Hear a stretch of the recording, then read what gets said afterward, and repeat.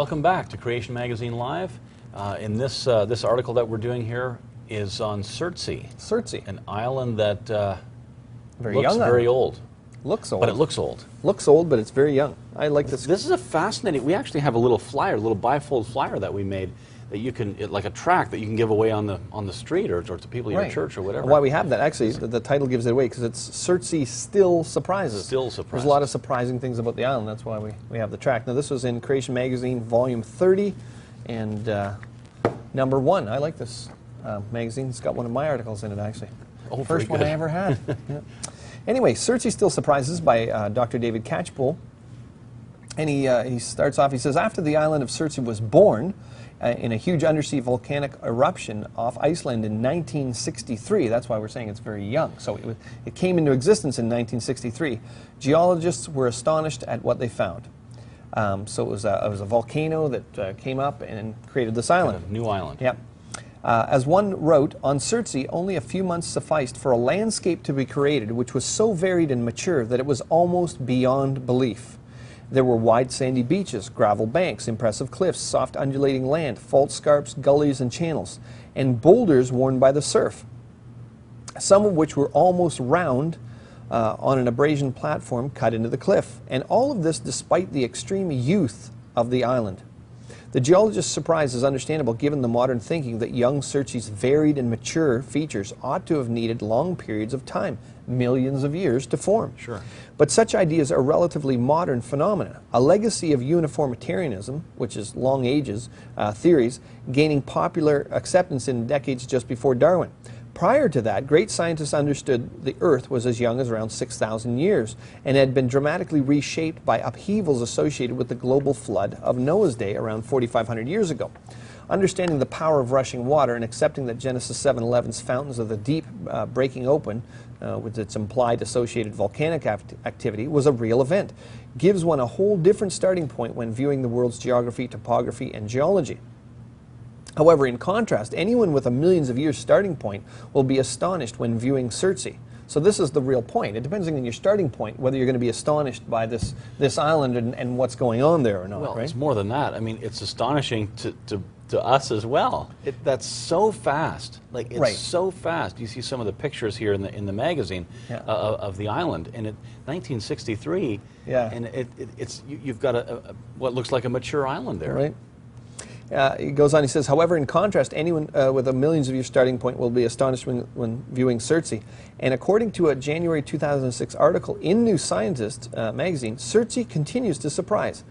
The quote is, the island has excited geographers who marvel that canyons, gullies, and other land features that typically take tens of thousands of millions of years to form were created in less than a decade. Well, that's a total assumption, right? They're saying that these features, which typically take tens of thousands or millions of years to form, they were created in less than a decade.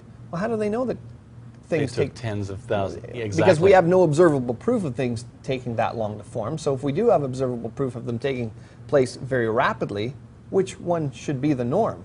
Exactly. Anyway. And biologists, too, have been surprised from the first. The speed, ingenuity, and sheer unpredictability of nature's colonization of Surtsey wrong-footed them. For example, it was not the expected lichens and mosses which were the early invaders, but flowering plants. Researchers clambered ashore in springtime of 1965, were greeted on the high tide line by the green shoots and pretty white flowers of a sea rocket. Its roots sunk into the ash and in full bloom. Lime grass, sea sandwort, cotton grass, and ferns soon followed. It was not until 1967 that mosses arrived, and lichens only limped aboard in 1970. Why would anyone have expected mosses and lichens to be the first colonizers? Is it because the evolutionary history of our planet proposes mosses and lichens are the first greenery to colonize the earth as it cooled from its alleged molten beginning? But the Bible says that all plant kinds were created together on day 3 of creation week, and that the earth had a watery, not molten beginning. And from the account of the global flood of Noah's day, there's no reason to expect that mosses and lichens would be the first to colonize newly exposed terrain. In contrast, on Surtsey, the evolutionary paradigm lacked any predictive value. There were no complex evolutionary adaptation to the surroundings, nor even a replication of ecosystems on neighboring islands. What came, came. What came, came, and come it did. to the great surprise of evolutionary biologists who, despite the lessons they should have learned from the recolonization of Mount St. Helens, which we've talked about before, following its eruption in 1980, again greatly underestimated the innate resilience of the creation to reseed denuded areas. It seems that at Surtsey, insects were the first to arrive. Just as the first helicopter crews to land in the Mount St. Helens disaster zone reported that flies had preceded them, the first people to set foot on Surtsey in 1964 were welcomed by a fly on the shore. And as at Mount St. Helens, other aerial arrivals included the spiders ballooning through the atmosphere on silken threads. Their webs actually make like a parachute. Well, you'd know about that. You were into parasailing and hang gliding, weren't you? Other insects came to Surtsey by sea, riding on tussocks of grass. Some mites washed up on a floating gatepost. Birds began nesting on Surtsey in 1970, producing chicks just 3 years after the lava stopped flowing. These early residents were seabirds such as fulmars and black guillemots, building nests of pebbles and keeping to the cliffs. But in the summer of 1985, a pair of lesser black-backed gulls arrived and constructed a nest of plant material on the lava flats. They returned the following year with the others, and there's now a permanent gull colony of more than 300 pairs. So what are the lessons of Surtsey? Skeptics try to counter Christianity by claiming that the Bible's history can't be true, by arguments that the Earth's geological features needed millions of years and that biological recovery from the flood would be impossible within the short biblical time frame. Right. But Surtsey demonstrates that it is the skeptics who are wrong. It also gives a fascinating insight into how we got the post-flood distribution of plants and animals we see in the world today. What came, came. If only the skeptics could learn the lessons of Surtsey while there's still time. For Surtsey is eroding by about a hectare, and that's over 2 acres, a year. In 1967, when the eruption stopped, Surtsey's surface area was 2.7 square kilometers. It's now only half that size, while the hard basaltic core that forms the island's 154-meter summit should prove more resilient.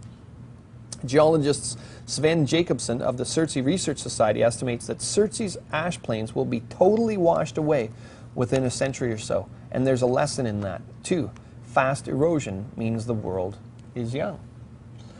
Some great lessons there to learn. It's just astounding. From Surtsey. Yeah. You know, here's this little pile of rock that gets, you know, burped up out of a volcano, and you've got all this life and birds and spiders and flies and all kinds of different plants and different types of landscape there, even rounded boulders. That's what really got me. I mean, everything that's listed there, the rounded boulders on the beach. Right. I mean, those, you think, well, that takes a long time, you know. And we can understand how that would have been done in the flood. Right. As these bits of rock are tumbled along, they're rounded off. Yeah. But there was no flood here. These boulders were somehow rounded just in the last number of years.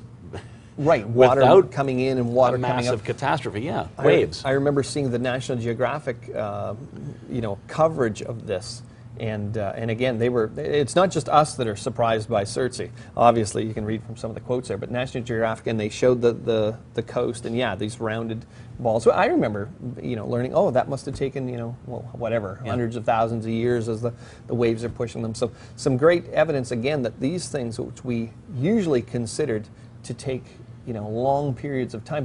But I think that's an amazing quote there where he says, oh, well, they usually take millions of years to form, but it happened quickly. Well, if you've got evidence that it happens quickly, why would you even dream? It's because evolution requires millions of years in the viewpoint. So you can order that little pamphlet actually off of our website, creation.com. And for more information about Surtsey, visit the website again and just plug in the keyword Surtsey.